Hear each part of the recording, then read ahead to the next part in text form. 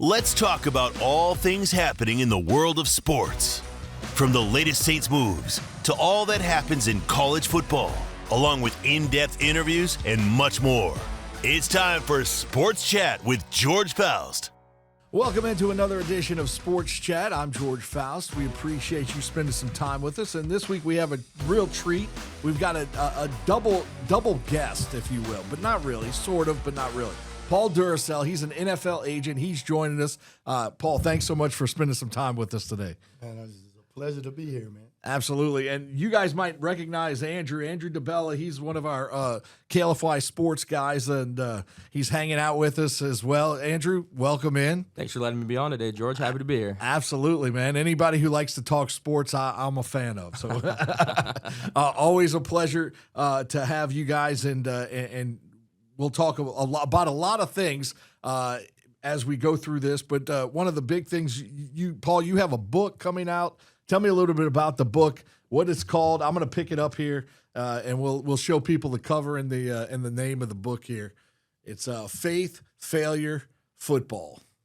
Yeah, man, it's my first book.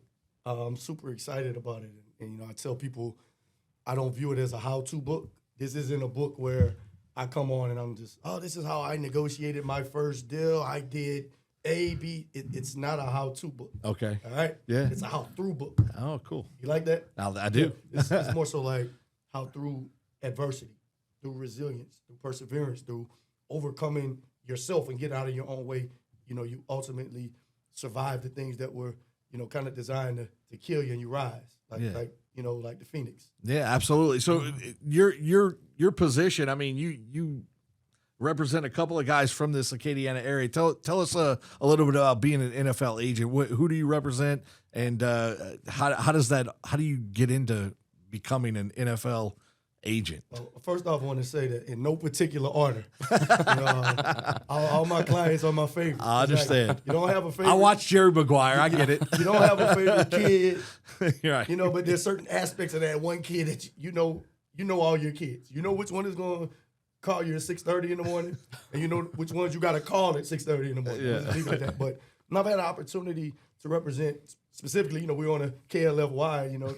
Some familiar names you would know would be Carlin Vigors, who played for the Eunice High Bobcats. Ultimately, JUCO, went to Louisiana Monroe, went to the Commanders. He was on the practice squad all last year. He's gonna play this year. Gotcha. All right. So Carlin James Vigors. If you ever see him, call him by his government name. That's my guy. Okay. All right. Keon, Yeah. Deontay Rashad Coleman.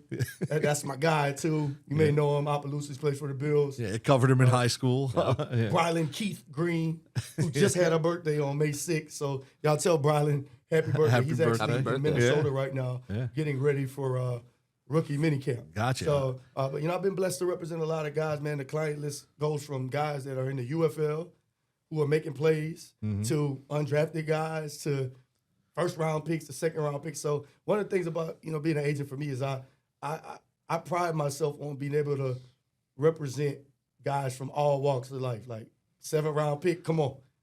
6th-round pick, if you can play, it's more so about guys who have a similar temperament and similar outlook on life.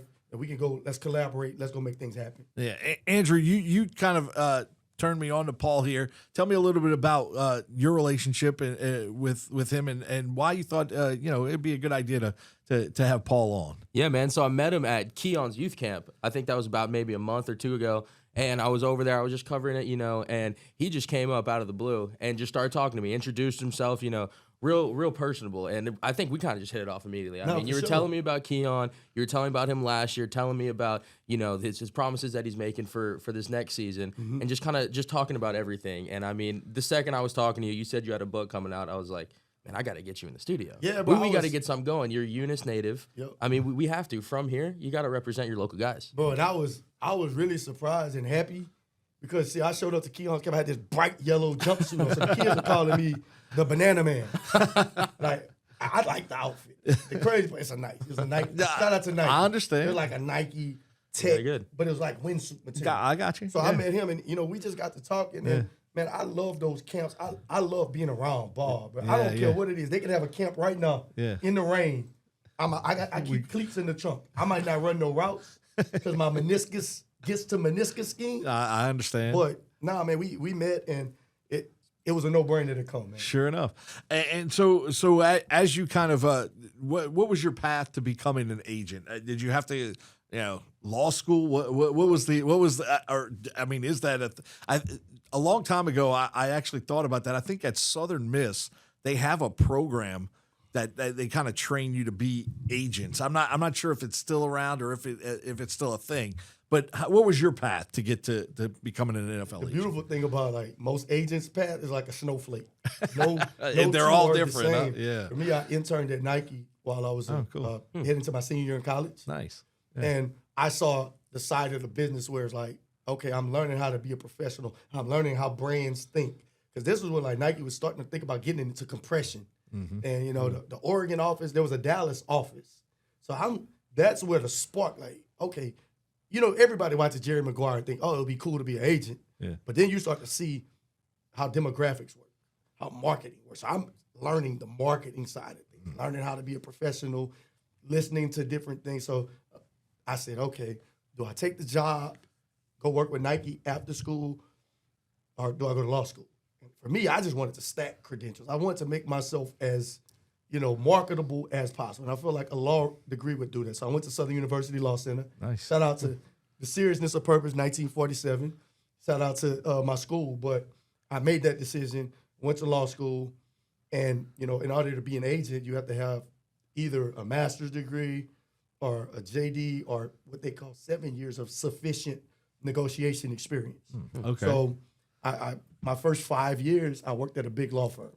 Oh, wow. Okay. In the complex commercial litigation. I did a lot of mediations, a lot of briefing. It was that Karate Kid, wax on, wax off, billable hours.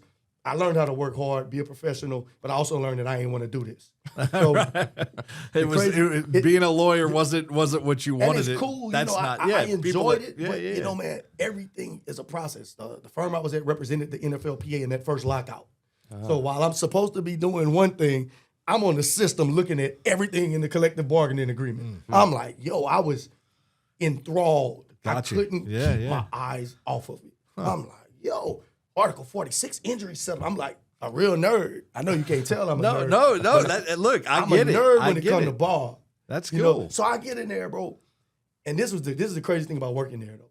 You know how when you were a kid, everybody else gets to play outside at recess, but you couldn't go? Yeah. Or like when you punish and bro, my office was on the third floor of the Crescent Court, which is the place where all the NBA teams stay when they come to town. Okay. So, bro, I'm getting to work, and I'm looking outside. You can see the bus. I'm like, oh, that's Kobe. Like every team that stays there. And meanwhile, I'm writing a motion in limine. And I'm like, bro. Just looking out. It's torture. Oh, I'm man. like, bro. Yeah. But every time I looked out there, it's like, gotta do it. So I made a decision in 2012. I'm like, I'm going to take this exam. We're going to do it. And I wish I could say I started out great. Yeah. But, that's what the book will show you. But like, nah, bro, I was nobody in this business for a long time, but I kept working as if one day I would be somebody. Yeah, and that's one of the messages I kind of hope that resonates with people in the book. Like, you got to get better in the dark. Yeah. So that when those lights shine bright, like all the mediations, everything I'd ever been through, by the time it was time for me to show, like, my first super deal, people was like, where did this guy come from? I did a deal worth over $100 million. The work was done years before, sitting in these General Motors liquidation mediations where people arguing over billions of dollars. Right. I'm like, okay, learning BAT and learning negotiation strategy. So by the time I got it, I'm ready, dog. Like think I'm a rookie. Yeah. I'm really a vet, dog. Right. Drake got a line. He said, I'm the rookie and the vet.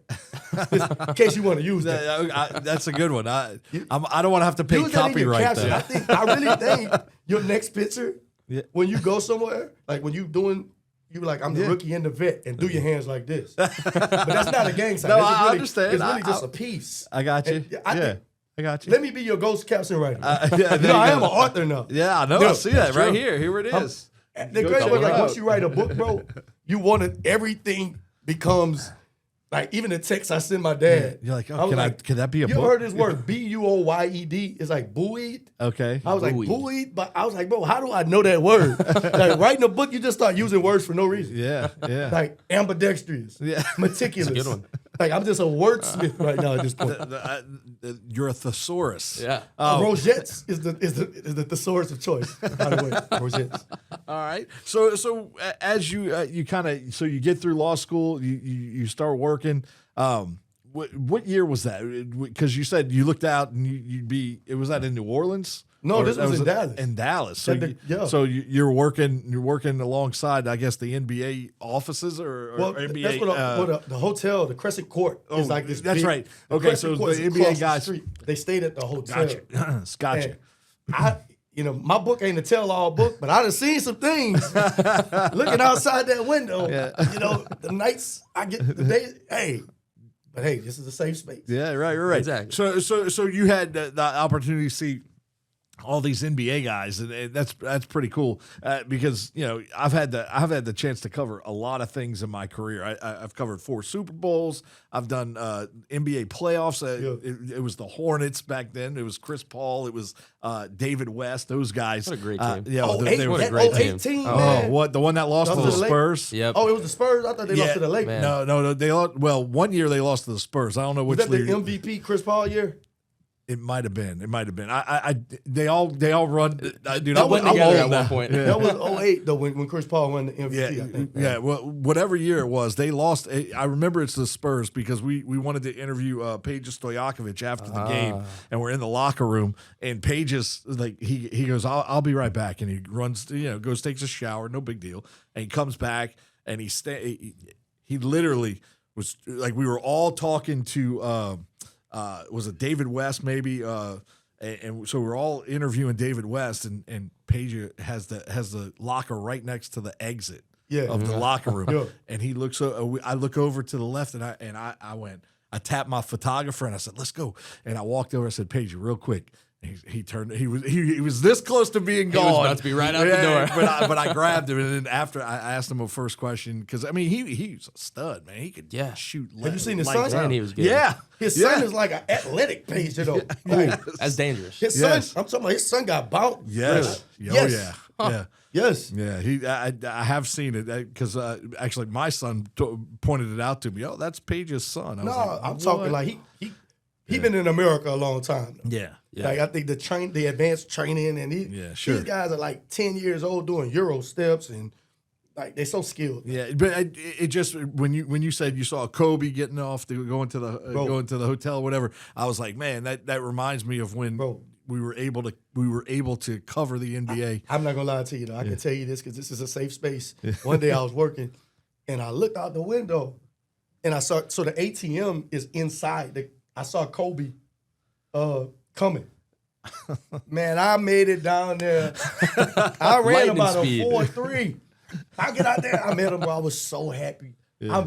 I got nervous. I started shaking. Yeah. I was so happy when I met Kobe, man. And I had on my Kobe's. Well, it's funny because I regret it, not regret it, but when it was the Lakers playing I guess it was the Hornets. It probably was the Hornets, but I think it was the last time. It was Kobe's final year, and my number 2 guy decided to go. He wanted to go to the game, and I was like, "Yeah, go do a live shot, whatever." So he goes and does the live shot. He's doing his live shot. The Lakers are getting off the bus at the Smoothie King Center, and walking right behind him in the live shot I was like, hey, Rob, turn around. Yeah. Kobe Bryant just walked in. I need you to do a double take real quick. Man. Hey, go real quick. Go grab him real quick. Go 1-on-1 right there with Kobe. But it's very cool because in this in your line of work and our line of work, Andrew, you're going to come across some of these guys, and I mean, look, Keon's one of those guys who's kind of he's on the precipice of being one of those receivers that's gonna take over here in the next season, maybe next couple of years. Is his prime coming up. So being able to be around talent like that and have that mindset and grab that mindset, what is that like for you to be able to be with and kind of influence and help some of the game's young superstars. It's a blessing because you're not just an agent, and in a lot of ways, you're a friend, you're a confidant, you're an uncle, you're a brother, you're a therapist. Right. Sometimes you're a trainer. Sometimes you ain't got nobody to throw the ball. Come on, man, let's go throw the ball. So I take pride in being able to wear a bunch of hats, and it's for me. I look at it as a privilege. Some people get into this business, I want to be on the sidelines, or I want to. I enjoy the work of it. It's cool to have some perks and sit courtside. I look at those as like added benefits. Sure. That's cool. Those are like the dessert, the true meat and potatoes of it. The everyday, the checking in, the building a rapport, not just with your players, but with their families, and with having conversations with. Maybe sometimes you have to have the conversations with the front office. I look at it like, yes, you are an agent, but I think the more appropriate word to me is like you're an advisor and you're an advocate, and it's a beautiful thing, man. And when you love it, and you work I've worked very, very hard to be in this position, and I think because I've struggled and because I've hit my head and because it wasn't handed to me, I appreciate it and I covet it and I cherish it, man. And there's nothing else I want to do right now, bro. I get excited talking about it. Yeah, no, you can see it, and that's what you want in a guy who's gonna do a job. You want passion. You want there to be a desire to be doing whatever you're doing. Oh, absolutely. It's for me, the days that I get to go to a game, like any of the games, I can't sleep the night before like I'm about to play. I'm telling you. What it was, I had two clients playing against each other, the Broncos and the Bills, in the AFC Championship, and I was in Denver. Bro, I didn't know that. First of all, I didn't know the altitude was that. Yeah. Bro, I thought I was about to die. Yeah, it'll get you, man. I didn't know. I don't know how I forgot. How do they play it? I got off the plane. No idea. The lady in line at the game had to give me some water.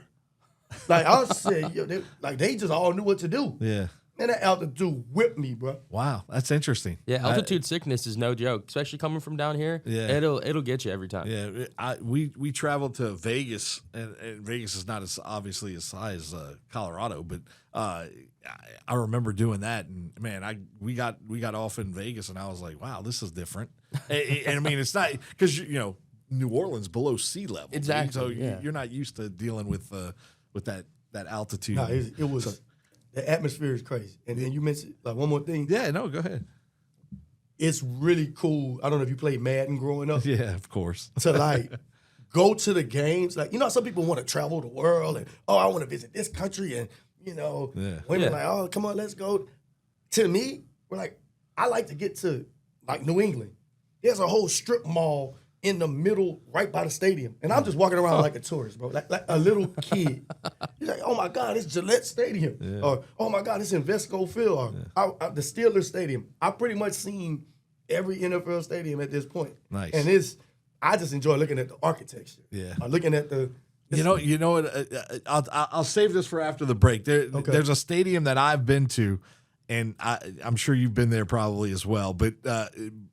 It's the most bizarre stadium that I've ever seen in my life, and we're gonna talk about. I can't wait to hear about it. Yeah, that's what we call a tease. Oh, that's what we do in the business. Boom! Hey, I'm a part of it now, though, because I get mad when they do that on TV. For real. Yeah, I know. Damn, man, come on, man, no commercial. We're gonna take a break, and we're gonna come back. More sports chat after this. Don't go away.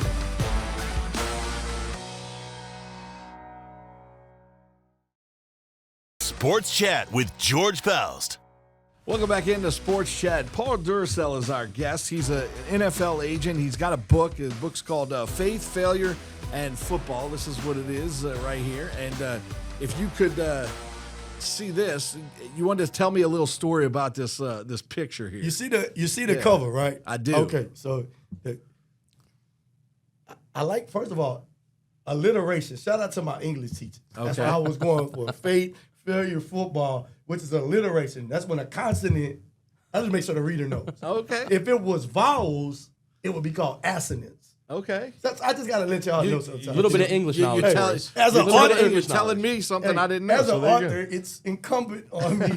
You started writing. I wrote a book, so I learned all kind of you know everything now. Yeah. I got it. So So the cover, if you look at the cover of the book, all right. So hold on, I'm trying to look up there. It's backwards. So that's me up there, current day me. Okay. Shout out to my barber, Tree Jack. The fade is quite impeccable. Very nice. Have to. And the tie. So that's the Super. If you look over me, there's little me over my shoulder. Yep. That is from pretty much the Super Bowl 1988 when Doug Williams beat the Broncos. When I really, really, really first fell in love with football. Gotcha. Okay. That was like my first core memory of football was a black quarterback. And I just remember, what people don't know, they were losing 10-0. Yeah. Oh, yeah. Doug, I'm probably mad in this picture because they was losing. Right. I'm with you. But he came back in the game.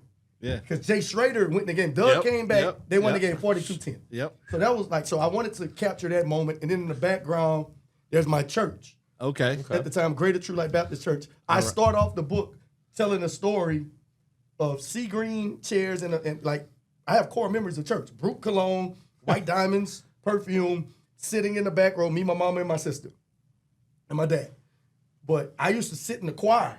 So church started at 11, okay? All right. Follow me now. I'm with Church you. started at 11. Yeah. What time do the NFL games start? 12. I went to a black Baptist church. So you didn't get out till 1. Bruh. So Maybe. that means at this point, Yeah. but bro, it's like, we probably just got through the offering. Yeah. We ain't even at the offering because announcement, first giving honor to God. Bam. I understand. The doers of the I work. understand. So I'm in the church waving at my parents. Let's go. No, I'm talking like nobody. I don't know how they recognize. Bro, the church, the choir is facing this way. I'm in church, and this is a true story. They'll tell you, I'm in church like, yo, This is good the stuff. Saints on. Yeah. The Saints are and on. I'm Let's mouthing go. it too. Look. And they would just ignore me, bro. So by the time we get out of church, I never won the battles. And I say it in the book, much like the Saints, I lost that battle. And I'm just like, so by the time we get home, the score 21-0, bro. Yep. So that's why I put True Light back there. There's something. And then there's the Eunice High football field from the same vantage point where I used to sit when I was a kid. Gotcha. 50-yard line. I wasn't one of them kids that wanted to play or like, nah, dog. I'm watching the game. I used to really ask my mama to get to the games at 6 o'clock. Yeah. Game started at 7. Yep. I go get some sunflower seeds. Get there The early. David Get set up. sunflower seeds, the combo pack. It wasn't a real combo pack, but she give me like $5 just to leave her alone. And I'm watching out the of my game, bro. Like I was locked in. And you brought up a traumatic memory. I didn't mean to. Talking about but- he from Crowley. Yeah. We lost to Crowley in Well, the I'm state from New quarterfinals. Orleans. I live in Crowley. We live in Crowley. We lost to Crowley in the state quarterfinals. Yeah. Bro, Coach I Cook. cried. Yeah. I don't think I went to school Monday. I think my parents gave me like a mental health day. Yeah. I was so They didn't have those sad. back then. No, but they yeah. They probably, bro, I was distraught. Louis Cook, if I see Mr. Louis Cook to this day, I probably start crying? I'm not speaking to him. No, I'm not gonna do it. Look the other way. Just keep walking. Nah, Well, I'm you might. good. I mean, who was on that team? Was Orlando on the team? Probably, yeah. R.I.P. to the GOAT. Yeah. It was on. I don't know if he was on that team in 91, 92. Yeah, that was a little later. This, I know for a fact, I hated y'all color of green. Like, first of all, why they, like, the forest, what's forest green anyway? I hated their I helmet. don't know. You I hated you their talking seat. to me like I went to hated the Crowley way they High. I walked, went the to way they Archbishop Rummel in But you Veteran. associated with it. You in the beef now. So, Okay, That's, all what, right. that's what happens when you live there. I'm So- in the beef. Yeah, I you're in guess. the beef. So when we lost, like our team was Malcolm Mitchell. Oh, we had some guys. Wow. Yeah. Ernest Mitchell. Yeah. We were good. Yeah. Ryan Thomas. But we lost. Yeah. That's So that's how the it goes. story of the cover in a all nutshell. right. Well, Coach Cook's a good dude. Just letting you know. He and my dad are really close. Okay. Okay. All right. Good. I need to my defend dog. my guy. Look, But, you know. I actually played bitty basketball with his son Jeff. Oh yeah. Okay. Cool. Wow. Jeff Yeah. works at a car dealership. Yeah. That's Sure. my dog. Sterling. Yeah. Sure. Shout enough. out. Look at I, that. ain't, I would give you a shout out on air, Jeff, but you know y'all ain't cutting no checks. I was about to. Hey, y'all want this? No we free keep the promos. slot. We get no free promo. That's my Look, dog. Though. That's that. I understand. So we were talking about different stadiums, and you were talking about Gillette going to the mall or whatever. You just like to go to different stadiums and see different ones. And for me, one of the most unique experiences was when the Saints were in the NFC Championship game. We did 2 live 30-minute specials from Chicago. Oh, no 6. And 06 and in Soldier Field, and we get to the stadium, and I'm like, this is Soldier Field, and I was so it looks like the Roman Coliseum on the outside, Facts. and then it looks like the Jetsons landed a spaceship in the middle of the Roman Coliseum. And that was back in 06, obviously, so 20 years ago. But it was the most bizarre looking thing where it was this modern inside that they had upgraded, and then the outside would look like it was from the Roman times. No. And I'm like, this is the most bizarre looking stadium I've ever seen. And I remember that game. Is it like Reggie Bush had that Reggie long Bush had touch- that touchdown, and I watched that touchdown from the tunnel. And he started dancing in the end zone. I was standing in, and so they put all the media out of state, like the Louisiana media, basically. Mm-hmm. They put us all in like a dungeon underneath the stadium. A dungeon? Yeah, it felt like a dungeon. Just threw you in there. It was a press room, but it was just a dungeon. It felt like you were in the bowels of the stadium, which we were. And so I was like, I cannot come all this way and not go out to the field and see, because we didn't have passes to get on the field during the game. The NFL is very strict with that. And so I just walked out, and there was an usher standing right at the base, and I walked up past the usher so he couldn't look at my pass for too long. And so I stood right on the edge of the field, and Reggie Bush broke that run. And I was sitting there. I was standing there watching. I was like, yeah, this is cool. Talk about perfect timing. To get out there. Well, I was like, I'm not gonna miss something so historic. I mean, I was a season ticket holder growing up, so I watching the Saints play in an NFC title game. Bro, Yeah. right after Katrina. Right, It's right amazing. after Katrina, all that stuff, and so I walked out there and I'm standing there and I'm watching and I'm like, man, this is awesome. Snow's coming down. Reggie does the flip into For no reason. Yeah, It yeah. was just a random somersault. He got a penalty for it too, but He started dancing. He started doing the walking out dance. You might not know about that, young fella. But see, DJ it was a time. He didn't know about it. No, I do not. I wish. There's a song called Walk It Out, Walk It Out.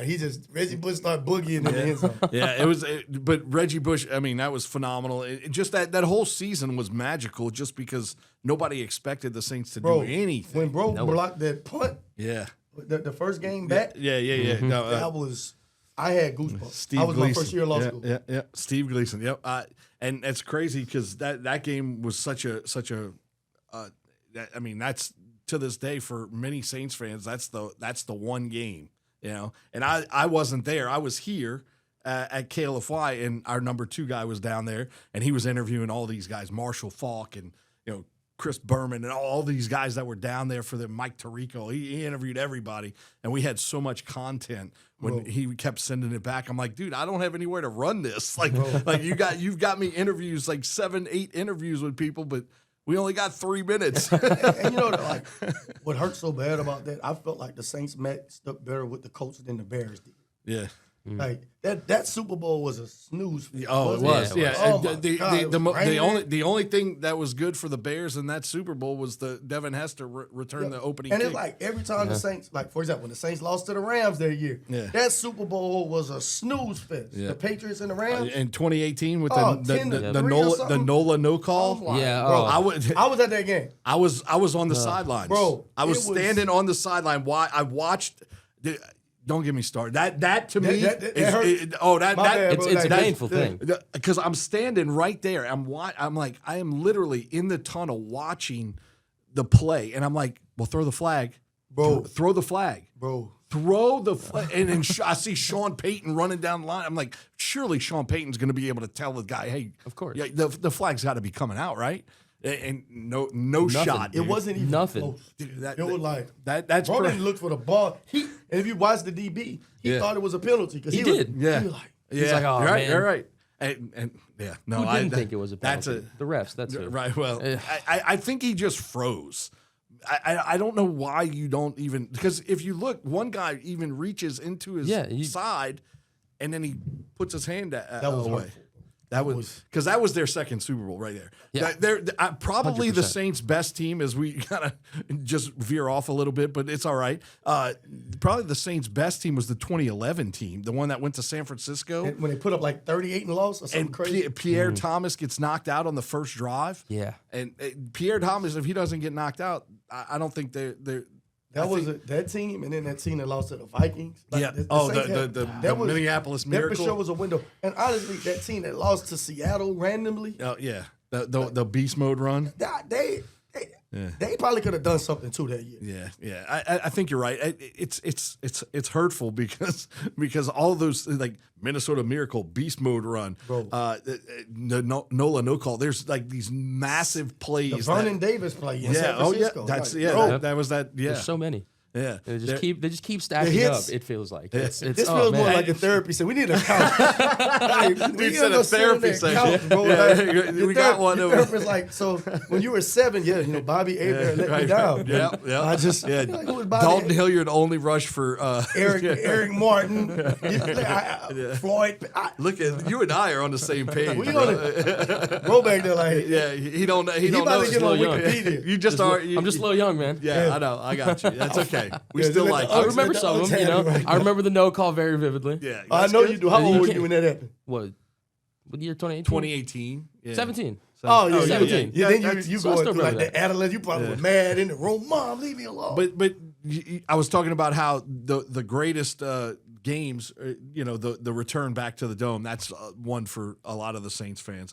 But the other one, the one for me that I attended in person was the NFC Championship game against the Vikings. So, when Favre threw that pick? Well, even better than that, when Garrett Hartley kicks the field goal. Oh, my goodness. So we're in the press box, and crazy story. Kenny Chesney was sitting right in front of us. The country singer? Yeah. Kenny Chesney, Jimmy Buffett, Avery Johnson, Ronnie Lott. That's a random assortment. Isn't that bizarre? That's like you have a dream and it's just random stuff. Like, Ronnie Lott, Kenny Chesney, and Jimmy Buffett. Bro, ain't no. Yeah, that's some. I thought you said Jimmy Butler. No, Buffett make it even weirder. No, Jimmy Buffett, the singer. Yeah. Hell, oh man, dude, it was so crazy. I took a picture. I had my phone and I took a picture of Kenny Chesney right in front of me, and then I turned this way and I took a picture of Ronnie Lott, and then I took a picture of Avery Johnson, and then I turned this way and Jimmy Buffett's right there. And what's crazy about Jimmy Buffett thing is that earlier in the evening, I got up to go to the bathroom, and Jimmy Buffett's walking this way, and I'm walking this way, and he looks up and he goes, "Hey, do you know where the bathroom is?" I said, "Yeah, actually, I'm going right here. It's right over here." He goes, "All right, great." And he turns around and he and I walk into the bathroom, and we went to the bathroom right next to each other. All right, so tell me, was it like a space? Did he operate the space? No, I'm just saying, like, if it's 5 urinals, did you go 1 and 3? No. Is he a 1-2 guy, even if it's more spaces? Well. There was only 2. All right, so you gotta go. Yeah, all right, I think that was an important question. There's etiquette. Definitely. You tell a lot about a guy behind. No, there was only 2. There was only 2 stalls. Don't talk to me. I took the one next to this wall. I'm not having a conversation right now, bro. I'm peeing. I got 32 seconds. I was not getting. Well, look, I'm the one that's the loser in that case, because I'm the one that's going, holy crap, that's Jimmy Buffett. We're talking about one of the iconic beach musicians ever. Wait, what is like the? Pardon my ignorance. No, like, I know who he is, but like, what's his Margaritaville. Song? Margaritaville, Cheeseburger in Paradise. You got to sing a little bit of it. Cheeseburger. I gotta sing it. Oh, we're in trouble. If I had a couple of margaritas or something in me, we gonna go there. But no, Cheeseburger in Paradise is probably one of the bigger ones. I mean, Pirate Looks at 40. That's another one. I mean, there's a ton of them. But Jimmy Buffett. At least I knew who he was. Yeah. See, well, he's from the Gulf South. He's from the Gulf South. He's from New Orleans claims him, but I think he's from more Mississippi. But is he like, when you talk about country, is he like in the upper echelon? Who's that, Jimmy Buffett? No, Chesney. Oh, Kenny. Absolutely. Yeah. Okay. Yeah, is he better than George Strait? No. Nobody's better than George Strait. No. All right, so hear me out on this. Okay. My players know this. When I start up with hear me out, all my players like, Paul about to say some crazy. It's about to get wild. All right. So George Strait, like everybody talks about George Strait. Sure. And they always want to say, all my exes live in Texas. Okay. That's like the standard. Yeah, right, that's like going to McDonald's or in a big. We in my wheelhouse now. I'm a huge country music fan. So you know what my favorite George Strait song is randomly? Fireman? Carrying Your Love With Me. Oh, that's a great song. Good one. You know why? Because first of all, it's like, I'm an overthinker. And I'm like, okay, first of all, why would you be carrying her love to West Virginia? Like, then I pull out the map. So, like, no, you know, I'm with I you. promise you I'm Okay. not on drugs either. No, These are no, just, no, I'm an no. overthinker. Look, but this is probably something that somebody would say if they were high, but I'm not. But, like, I like He You're said- So Good in Love. so do you know that? So he says, I'm carrying your love. But, Yeah. but this is my favorite. He's like, baby, all I got is this beat up leather bag. Yeah. He was really, he really didn't have much going on, but he took that love with him. And he got this one song called All Night, Love All Night. Yeah.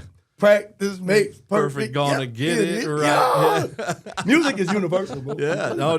He back over here like, bro, They- I'm George- never, they talking about George hey, Strait. he like, I'm never doing this again. I'm never getting. He gonna get on his Twitter like, What just we happened here talking- today, man? What's going on? See, I'm a huge Garth Brooks fan, so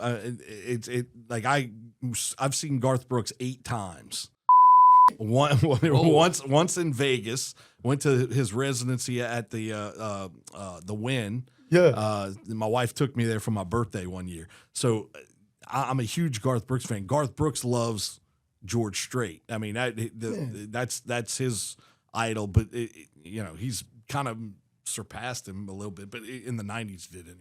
But George Strait, phenomenal. Tim McGraw. Yeah. Tim McGraw, awesome. Tim McGraw. Start Louisiana, Monroe. I basically, need to expand. I'm gonna get with you. You need to kind of help me expand my my country. Oh, Like, yeah. It's like I feel like I only know the basics, like Shania. Yeah. I'm Is with that Shania made Still the One?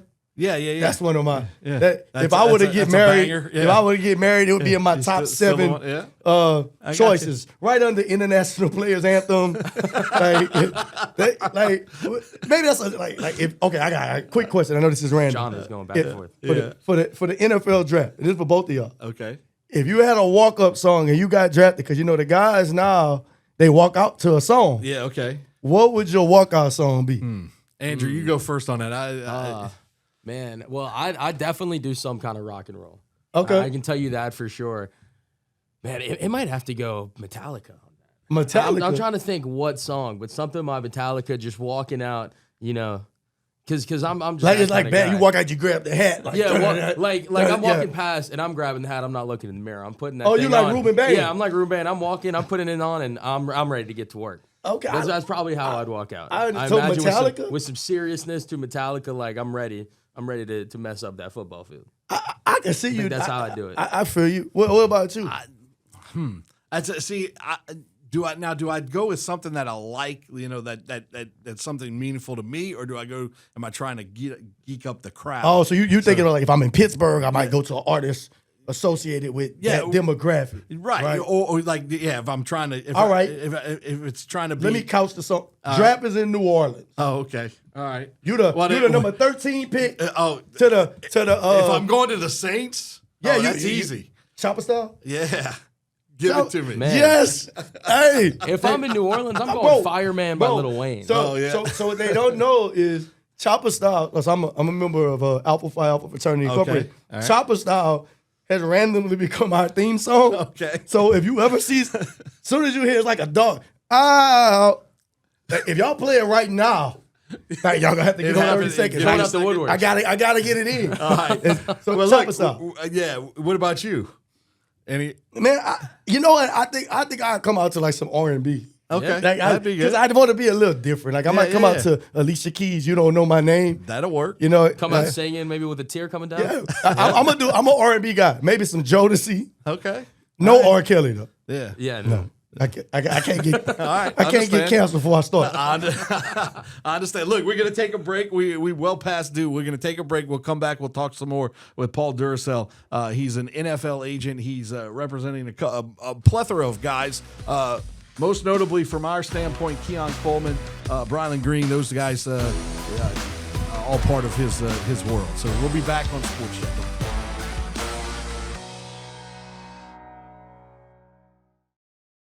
Sports Chat with George Faust. All right, welcome back into Sports Chat.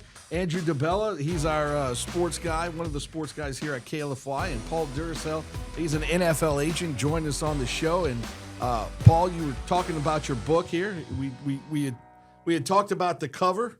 The cover's pretty cool. It's you as a young boy, your church back there as well, because you would always miss out on the start of the Saints games, Bro. At that church, Yeah. and then the updated picture there, Eunice High Field, and then you looking quite dapper there as well. Yeah. And there's a title. It's Faith, Failure, and Football. And you can. Where are these available? So gonna be on Amazon. Okay. .com, but you go to my website, paulderousselle.com. One click. Like There it is. Right there. Boom. Bam, bam. Yeah. That's all. That's it. Get as many copies as you want. So you have an interesting story you were telling us about. In '92 was a rough year for you. A rough year. Just a lot happened for you. A lot, bro. Lost the spelling bee. PH words killed me. I didn't PH. emphasize. Well, it was like. Yeah, it was 92. Okay. Fab Five lost. Oh yeah. I think Hulk Hogan lost to Ultimate Warrior. All right. Adult me is not as mad about it anymore, But young you. young me. That was a year. Another mental health day. Guys, it's coming up. But you also had a chance to meet Eddie DeBartolo Bro, at it's some crazy, point. Like my parents, back then driving from Eunice to New Orleans, they're like, I'm so excited. They're like, we're going to the Saints and the 49ers game. And my dad knew somebody within the front office that allowed us to come to the team hotel. So, bro, we go to the team hotel. And I used to always go to the barbershop on every other Saturday. And that's where I started to really learn a lot. All people do in the barbershop is lie and argue about sports. Oh yeah. And talk about how much they hate their wives. It was crazy. Like, I'm 6, 7 years old. I'm like, I ain't never doing this. Right. No, sir. So I get to the they're arguing. They're like, ain't no way. So, at that point, little kid, I'm just listening. You're listening. Like, Yeah. You're I'm not understanding. filing it all away. Taking it So in. they arguing in the barbershop about Steve Young being better than Joe Montana. And this. So I had made up my mind. Like, if I see everybody else, like, oh my God, you're gonna meet Roger Craig or you're gonna try to meet John Taylor, Jerry. I said, I want to meet the owner. Mind you, I'm young, I'm a kid. So I'm in my mind, we get there, and my mom, black mama gonna give you the speech. Don't embarrass me in front of these people. We took you to the game. Act like you've been there before. Sure. So they didn't want me, they're teaching me about etiquette. Don't go ask them for autographs and because you're in their safe space. They're getting ready, it's the day before the game. Yeah. So I'm like, okay, Mom, okay. She never said, Don't talk to don't the talk owner. to the owner. She just said, don't bother the players. Yep. So Nothing about management. I go up to, I see him. I knew what he looked like. Yeah. So I walk up to him. How you doing, sir? I'm Paul Derousselle. He looking at me like, oh, that's great. Great to meet you, kid. He like, anything you want to know about it? He shouldn't have seen. He opened the door. So I'm nervous. Like, I'm looking back and forth. Am I going to do it? Is he really Is going to my do mama it? gonna whoop me? I looked at him. I said, I'm sure he's thinking I'm going to ask him, like, oh, how cool is it to play again? Nah, dog. I said, yeah, I do have a question. And I paused. I can see my mama looking at me. And, I think parents know their kids. Yeah. She like, What is he about to shit. do? And when parents and one of the kids do something, when you both of your parents, it's their child. Like, that's your Yeah. child. Oh, yeah. As your kid did that. That's not so mine. I was like, hey, Steve Young's better than Joe Montana. Are you gonna keep them both? Bro looked at me like, Did a kid just ask me this question? and my mom was like, they started apologizing. Like, oh, ha, ha. They tried to laugh it off. Soon as the laughter dissipated, I'm like, no, I'm serious though, because like the way y'all structure, you can't keep 2 quarterbacks. So you gonna trade somebody? What's going on? And he laughed it off. The very next year, Joe Montana wearing number 19 for the Kansas City. I told you, but. And your mom's like, wait, what do we have here? We got a genius here. It was in that moment that my parents, they looking at me like, oh, so you can't win the spelling bee, but you over here analyzing the salary. And bro, I asked them the question with such confidence, bro. Yeah. Like, you wouldn't have thought I was 7. Yeah. Like, bro, what's up with that? I'm trying to see about that. Yeah. And I was right. Yeah. And then the 49ers Maybe did you're the the same. reason Joe Montana got traded. I would you like ever to, thought I was about kinda that? like baby Adam Schefter. Like maybe you put the plant in his mind to get rid of Because you Joe think about it, Montana. Steve Young Started was the a wheel better moving. fit. Steve Young was like something we'd never seen. Yeah, Okay. unbelievable. Like, bro, Brigham Young running like that. right. No, I know. He was a dual threat before that was a thing. I was happy he finally got him a ring too. Yeah. In 95. He got that monkey off his head. San Diego wasn't much of a challenge. That was yeah, sure enough. All right, we're going to take a break. We'll be back. More Sports Chat after this.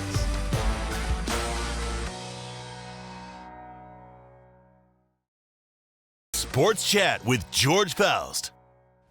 Welcome back into Sports Chat. Man, we've had a great time. We've talked country music.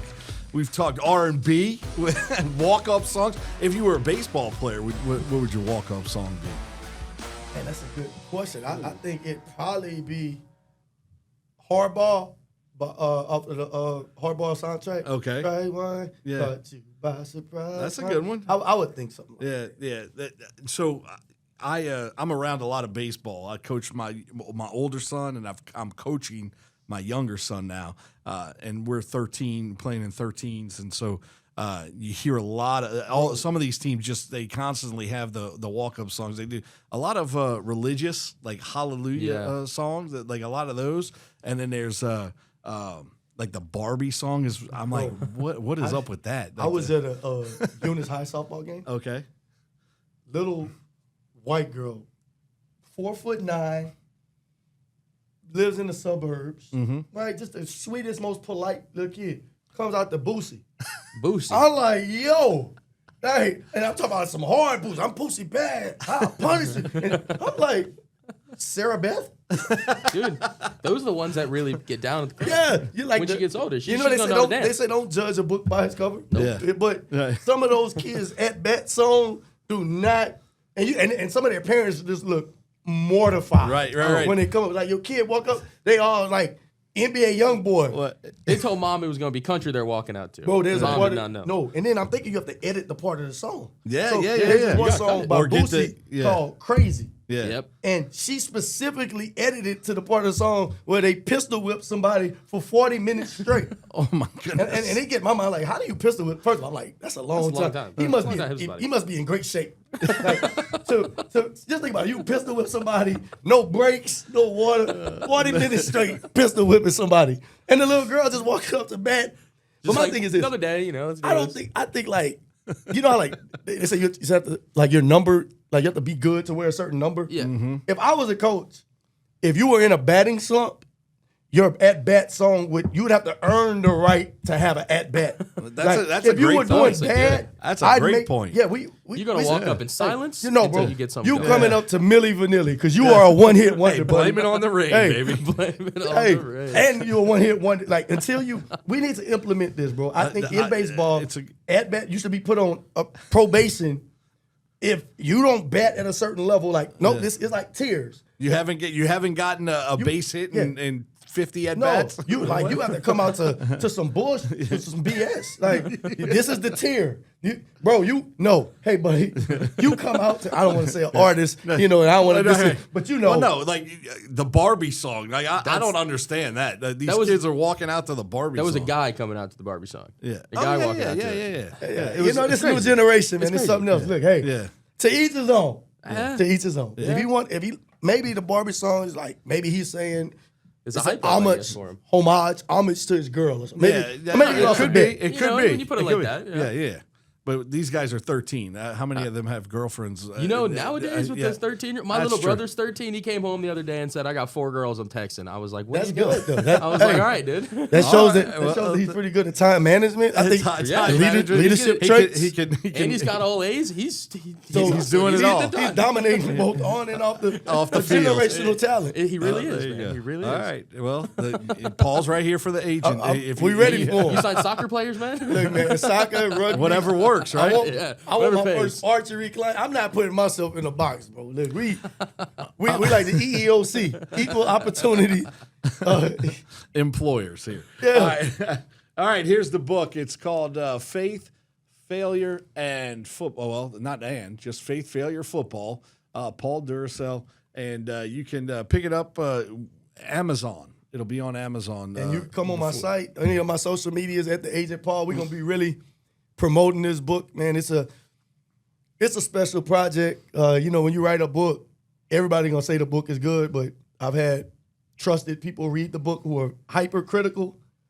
I think they say you judge an artist by their first album. Yep. Like that's oftentimes their best because it's a culmination of all their experiences that got to that point. Mm-hmm. This right here is Jay-Z's Reasonable Doubt. This is Lil Wayne's Carter One. This is, any of those guys. I stand by the product.